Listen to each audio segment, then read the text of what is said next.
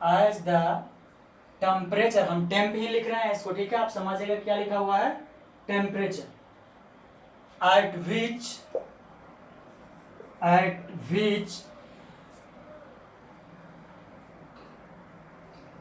the vapor pressure of substance, कौन सा phase में, in liquid phase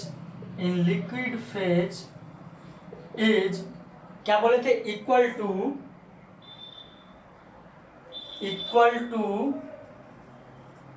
it's vapour pressure in solid phase. इस तरीके से हम लोग क्या करते हैं, डिफाइन करते हैं फ्रीजिंग पॉइंट को, कि एक ऐसा टेम्परेचर जहां पे वाइपर प्रेशर किसी भी सब्सटेंस का उसके लिक्विड फेज में किसके बराबर हो जाए, सॉलिड फेज के बराबर हो जाए। ये डिफिनेशन क्लियर है, बताइएगा, एकदम सिंपल डिफिनेशन है, ठीक है, कोई दिक्कत इसमें?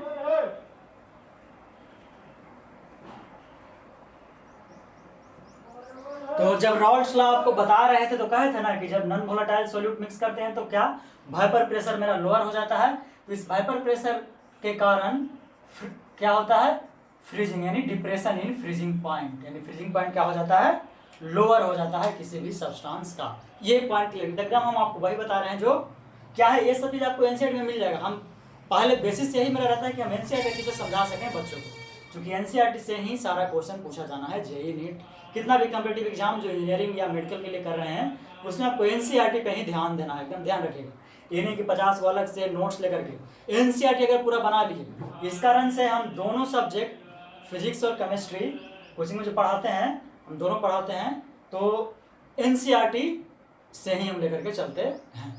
अभी आपको इस ऑनलाइन प्लेटफॉर्म पे हम क्या कर रहे हैं, सिर्फ केमिस्ट्री बता रहे हैं, लेकिन कुछ ही दिनों के बाद यानी जून से उम्मीद कीजिए, चूँकि जो ट्रेजेडी हुआ है उसके बीच मतलब कि हमको 31 तारीख तक घर जाना पड़ेगा, तो हम फिजिक्स भी फिर शुरू कर देंगे इस पर, और उम्मीद करते हैं कि मेरा ऑफलाइन क्लास भी चालू हो जाए, देखते हैं। तो खैर वो तो बात की बात है, और जब इतना ही चलिए ठीक है, तो ये समझ में आया क्या होता है फ्रीजिंग पॉइंट, जो आप बताइएगा।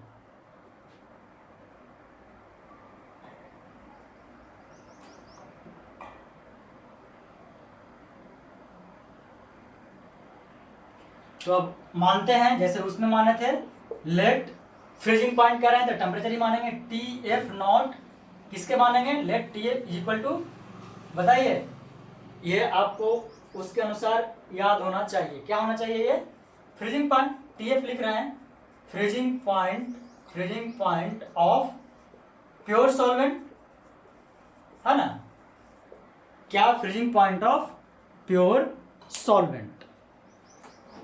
तो अगर ये TF है प्योर सॉल्वेंट का, तो और TF नॉट माने तो TF किसके लिए मानेंगे, freezing point of solution,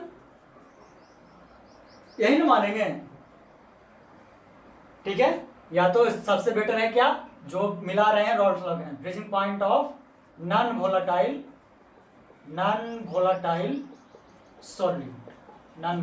solute. इसी तरह से हमने किया था किसमें, एलिवेशन इन बॉइलिंग पॉइंट में, यानी एलिवेशन ऑफ बॉइलिंग पॉइंट में भी, अगर आप लोगों को याद हो तो अब डेल्टा टी एफ कितना हो जाएगा, यानी डिक्रीजिंग इन फ्रीजिंग पॉइंट, क्या हो जाएगा, फाइनल माइनस इनिशियल, बताया था, तो फाइनल क्या है, फाइनल बताइए, टी एफ नॉट होगा कि टी एफ होगा,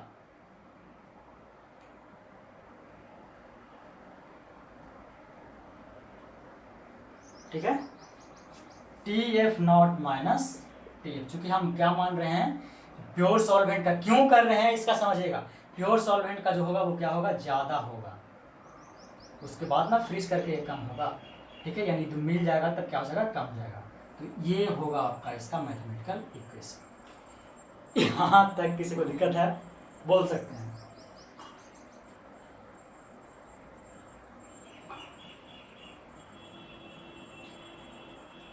ठीक है, तो ये था आपका डिफ्रेशन इन फ्रीजिंग पॉइंट। अब इसी को आगे इसका डिस्कशन हम बढ़ा रहे हैं, मिटा रहे हैं, इसको आप स्क्रीनशॉट ले सकते हैं। दिख रहा होगा सबको क्लियरली, आई थिंक, उम्मीद है, उम्मीद नहीं पूरा विश्वास है। और हम ये सोच रहे हैं ना कि आज इसको खत्म करके हम एक बार रिवीजन कर देंगे आप सभी का, ठीक है। ये पूरा चैप्टर हम रिवीजन कर दें ताकि न्यूमेरिकल शुरू करेंगे अब, तो न्यूमेरिकल में आपको दिक्कत ना हो। हमारा टॉपिक अभी यही है। तो डेल्टा टी एफ क्या आया, delta T F is equal to T F naught minus T F.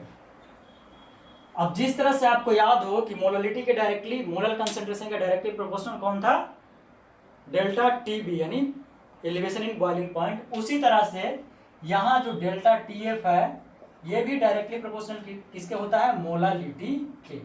इसको मोललिटी कहते हैं, या तो क्या लास्ट क्लास में कहते हैं मोलर कंसंट्रेशन, या तो मोललिटी कहिए या तो क्या कहिए, सॉरी मोलर नहीं मोलर कंसंट्रेशन, ठीक है। यहां भी वही पाया जाता है। तो जिस तरह से वहां प्रोपोर्शनलिटी के लिए डेल्टा के भी लिए थे ना के बी, तो यहाँ के एफ लेंगे, ऑब्वियसली क्या लेंगे के एफ। एफ क्यों, फ्रीजिंग पॉइंट के लिए, इनटू मोललिटी का स्मॉल एम।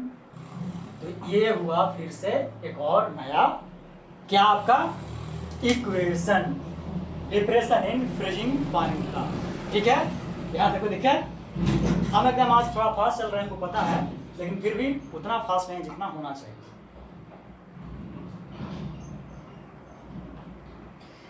और ये के एफ ये डिप्रेशन कांस्टेंट हुआ, डिप्रेशन कांस्टेंट, और ये डिपेंड किसके पड़ेगा, डिपेंड्स ऑन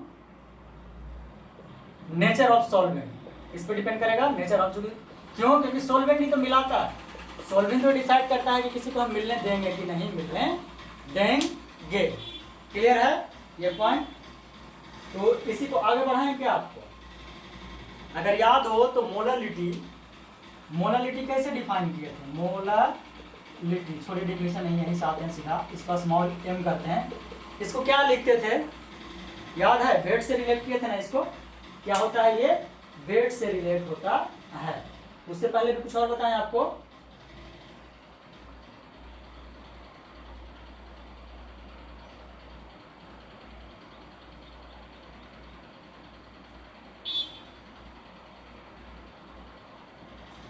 अगर याद हो तो वेट से रिलेट किए थे तो क्या हो जाएगा, यहाँ weight of solute, S solute से लिख दे रहे हैं पूरा, weight of solute divide by M, ठीक है, weight of solute divide by M.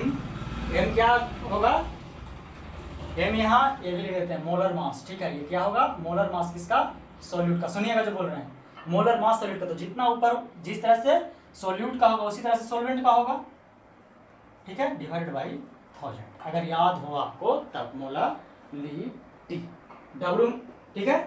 तो यहाँ W सॉल्वेंट है, W1 क्या है, सॉल्वेंट है।